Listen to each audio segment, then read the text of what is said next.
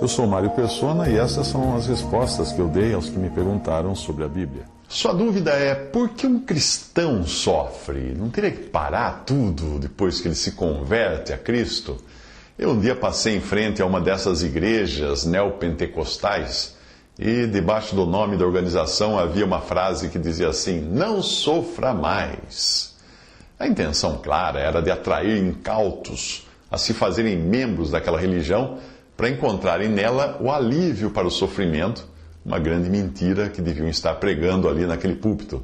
Uma das grandes mentiras dos pregadores neopentecostais é negar o sofrimento do crente em Cristo.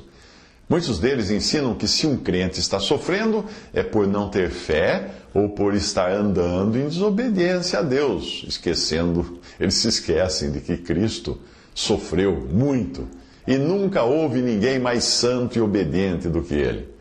E é em sua palavra que nós encontramos algo que contraria todo o ensino de que o crente esteja imune ao sofrimento. Ele diz assim no Salmo 119, 71, foi-me bom ter sido afligido. Nós costumamos pensar que apenas o que é bom e nos esquecemos de que o bom é inimigo das coisas mais excelentes. Essas coisas mais excelentes são citadas por Paulo em Filipenses 1,10. O apóstolo Paulo sabia discernir isso quando ele escreveu que as suas prisões eram excelentes, mesmo que teria sido melhor do ponto de vista humano que ele não estivesse na cadeia. Veja o que ele escreve: quero ainda, irmãos, cientificar-vos de que as coisas que me aconteceram têm antes contribuído para o progresso do Evangelho, de maneira que as minhas cadeias em Cristo se tornaram conhecidas de toda a guarda pretoriana e de todos os demais. E a maioria dos irmãos, estimulados no Senhor por minhas algemas, ousam falar com mais desassombro a palavra de Deus. Filipenses 1, 12 ao 14. O apóstolo reconhecia também que não era prisioneiro dos romanos, mas era prisioneiro do Senhor, que é como ele se identifica na carta aos Efésios, dizendo: rogo-vos, pois eu, o preso do Senhor. Efésios capítulo 4, versículo 1. Deus age assim, Deus permite assim, muitas vezes para frustrar os planos do inimigo. Quando você dá linha, o peixe até pensa que venceu a parada, mas aí ele vai sentir o tranco do anzol lá na frente. Os irmãos de José tentaram se livrar dele, mas no final ele diz: vós, na verdade, intentastes o mal contra mim, porém Deus o tornou em bem, para fazer como vedes agora, que se conserve muita gente em vida. Gênesis 50, versículo 20. Satanás podia se regozijar vendo Jesus morto na cruz, mas nós podemos imaginar sua expressão quando viu o túmulo vazio e os discípulos, outrora tristes, exultando de alegria.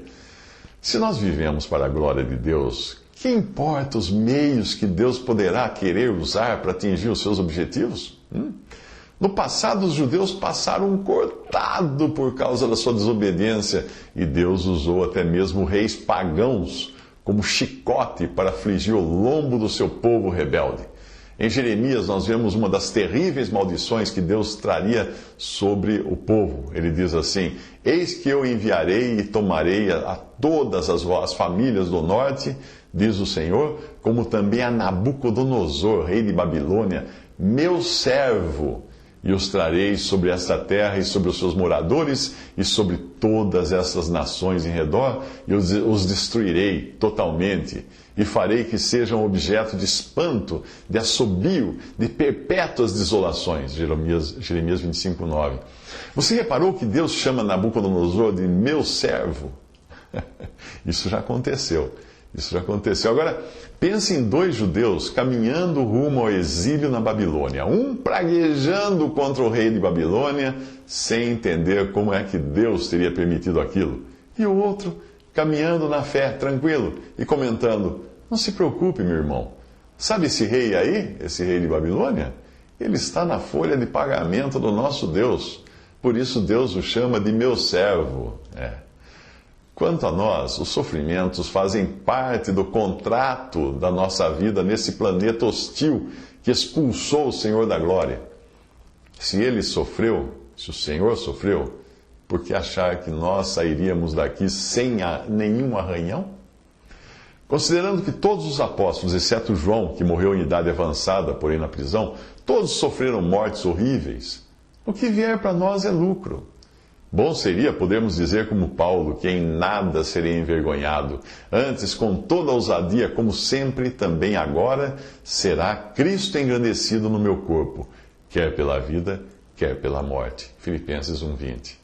Da próxima vez que você pisar num prego com o pé descalço, ou morder uma pedrinha esquecida no meio do arroz, ou segurar a forma da pizza saída do forno, você vai entender que o sofrimento tem o seu lugar, sim, ele tem o seu lugar, tem a sua utilidade. Se não fosse a dor, você teria continuado pisando no prego até ele atravessar o seu pé, perderia um dente por morder a pedrinha até o final, e teria trabalho para desgrudar a carne dos seus dedos que ia ficar presa na forma quente da pizza. Visite respondi.com.br. Visite 3minutos.net.